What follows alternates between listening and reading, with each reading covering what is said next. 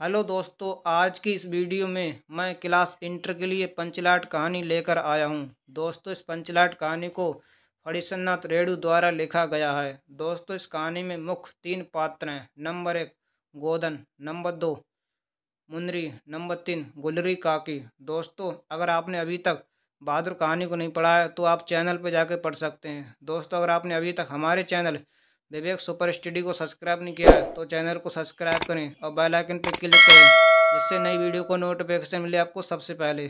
दोस्तों, चलिए आज की वीडियो को स्टार्ट करते हैं। पंचलाइट।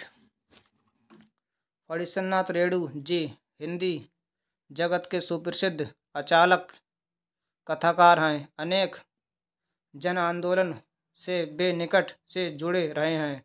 इस कारण ग्रामीण अंचलों से उनका निकट का परिचय है। उन्होंने अपने पत्रों का कल्पना किसी कॉफ़ी हाउस में बैठकर नहीं की, अपितु वे स्वयं अपने पात्रों के बीच रहे हैं। बिहार के अचालकों के सजीव चित्र इनकी कथाओं के अलंकार हैं। दोस्तों, आगे चलते हैं। दोस्तों, कहानी को अंत तक देखते रहें।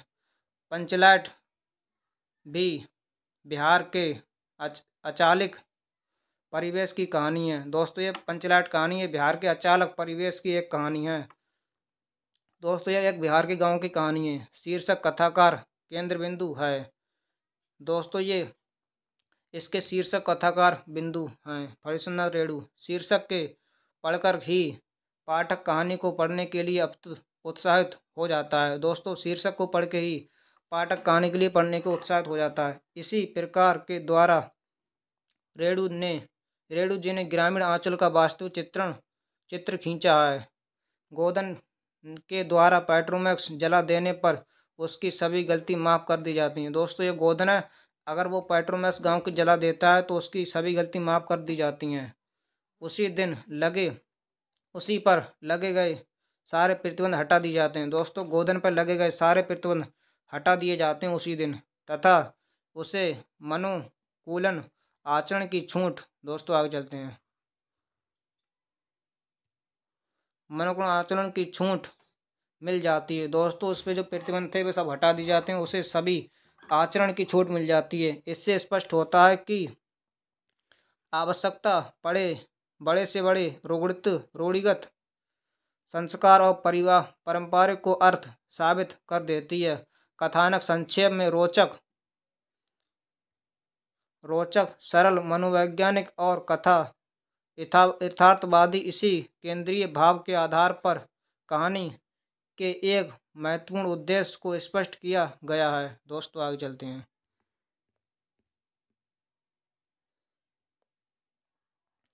इस प्रकार पंचलाट जलाने की समस्या और उसके समाधान के माध्यम से कहानीकार ने ग्रामीण मनोवैज्ञानिक का सजीव चित्रण स्थापित कर दिया है।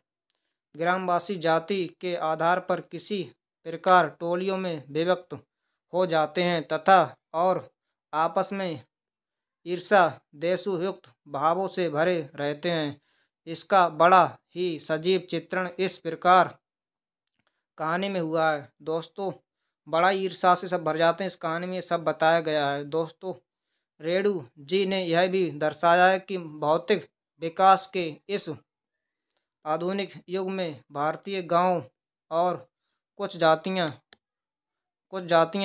कितने अधिक पिछड़े हुए हैं। दोस्तों, जो रेणु लेखक हैं फणीश्वरनाथ रेणु, उन्होंने यह भी दर्शाया कि भारतीय में कुछ ऐसी पिछड़ी जातियां भी हैं, कितने पिछड़े हुए हैं, उनके लोग भी कितने पिछड़े हुए हैं।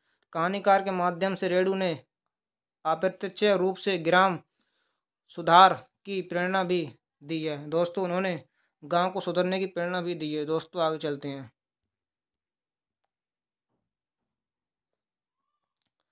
पंचलाट रेणु जी की अचालक कहानी है। दोस्तों, ये पंचलाट है, यह रेणु की अचालक कहानी है।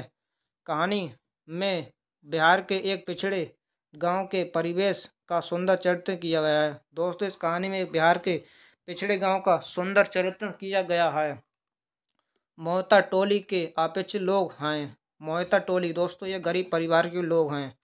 उन्होंने रामनवमी के मेले से, दोस्तों यहाँ से अब कहानी शुरू होती है। दोस्तों अभी तो लेखक कहानी के बारे में बता रहा था, दोस्तों यहाँ से अब कहानी स्टार्ट होती है। उन्होंने रामनवमी के मेले में पेट्रोमैक्स खरीदी। दोस्तों उन्होंने रामनवमी के मेले में एक पेट्रोमैक्स खरीदी, जिसे वे लोग पंचलाट कहते हैं। दोस्तों उन्होंने एक मेट्रोमैक्स खरीदी रामनवमी के मेले में, जिसे वो लोग गांव के सीधे साधे लोग पंचलाट कहते हैं। पंचलाट को ये सीधे साधे लोग सम्मान से चीज़ समझते हैं। दोस्तों पंचलाट को ये गांव के सीधे साधे लोग सम्मान की चीज़ समझते हैं।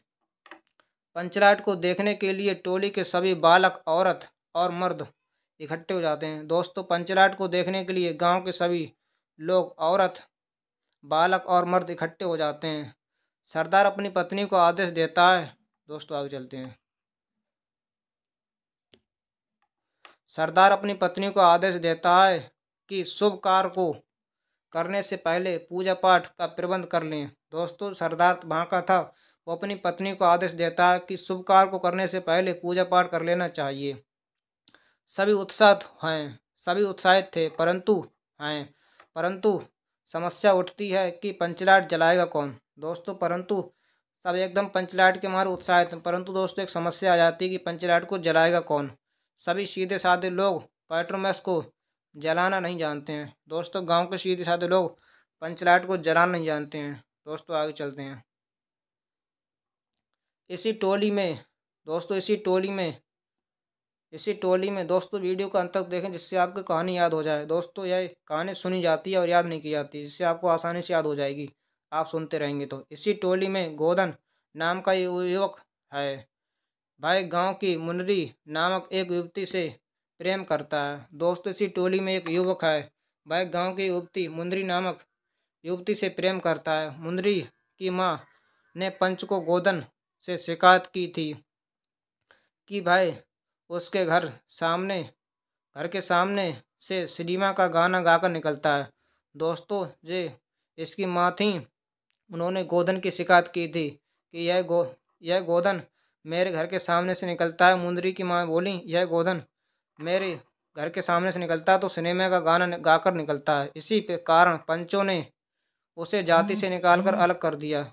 दोस्तों इसी कारण पंचों ने जाति से निकालकर अलग कर दिया। मुंदरी को पता लगा कि गोदन पंचलाट जला सकता है। दोस्तों वो मुंदरी थी, उसको पता लगा कि गोदन पंचलाट जला सकता है। भाई चतुराई से यह बात पंचों तक पहुंचा दी। दोस्तों उन्होंने चतुराई से यह बात पंचों तक पहुंचा दी। पंच गोदन को पुनः जाति में ले लेते हैं। दोस्तों ये गोदन को अलग कर दिया था जाति से उन्होंने। पंचों ने पुनः पंचलाट जलाने के लिए गोदन को जाति में ले लिया। भाई पंचलाट को जला देता है। दोस्तों गोदन पंचलाट को जला देता है। मुनरी की माँ गुलरी काकी प्रसन्न होकर गोदन को शाम के भोजन में नियुक्त करती हैं। दोस्तों मुनरी की माँ गुलरी प्रसन्न होकर शाम के भोजन में गोदन को शामिल करती